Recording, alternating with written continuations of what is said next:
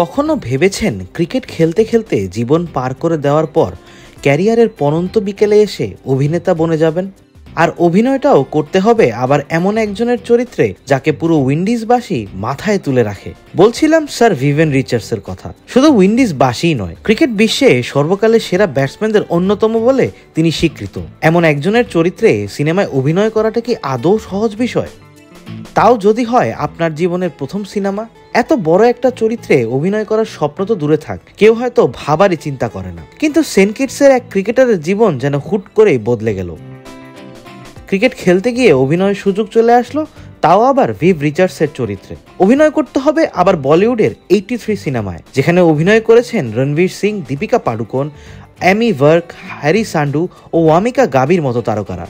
এমন অবস্থায় শুরুতেই মাঠে বসে যদি আপনি প্রস্তাব পান অভিনয় করার, আপনি নির্দ্বিধায় ভরকে যেতে পারেন। কিন্তু জ্যাক টেইলর ভরকাননি, খুশি মনে অভিনয়ের প্রস্তাবটা গ্রহণ করে নিয়েছেন। আর সিনেমায় যে তিনি ভিভ রিচার্ডসের চরিত্রে নিজেকে দারুণভাবেই ফুটিয়ে তুলেছেন তা সিনেমাতেই স্পষ্ট ফুটে উঠেছে। কিন্তু কিভাবে ভিভের চরিত্র পালন করার প্রস্তাব তিনি পেলেন, তাও আবার ক্রিকেট ম্যাচ খেলতে গিয়ে। বছর শেষের খুশি নগদে হবে বেশি। নগদ পেমেন্টে নির্দিষ্ট ক্যাটাগরির কেনাকাটায় 300 টাকা পর্যন্ত ক্যাশব্যাক। সেন্ট কিটসবাসী হয়ে এতদূর পথ কিভাবে জ্যাক্স পাড়ি দিলেন, সেসব প্রশ্নের উত্তর ক্রিক ফ্রেন্সিকে বলিউডের ভিভ রিচার্ডস নিজেই দিয়েছেন। একদা এক ক্রিকেট ম্যাচ খেলার সময় তাকে কাস্টিং ক্রুয়ের সদস্যরা দেখতে পায়, যারা ওয়েস্ট ইন্ডিজের দ্বীপে দ্বীপে ঘুরে বেড়াচ্ছিলেন শুধুমাত্র সিনেমার জন্য উইন্ডিজ ক্রিকেটারদের কাছাকাছি চেহারা বা চরিত্রের মানুষ খুঁজে বের করতে।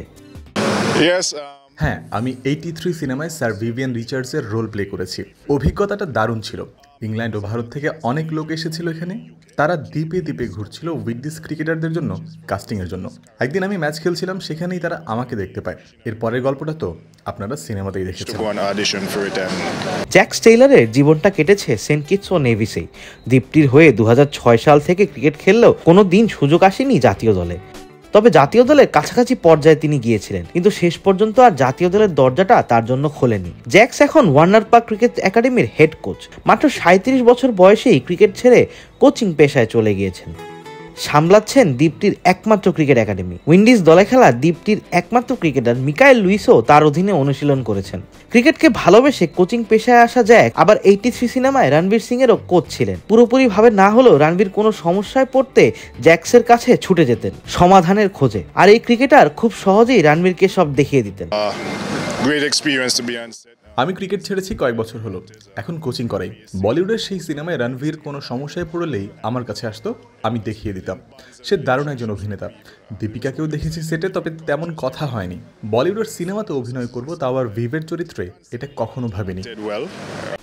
জীবন যে কখন কাকে কই নিয়ে যায় তা কেউ বলতে পারে না।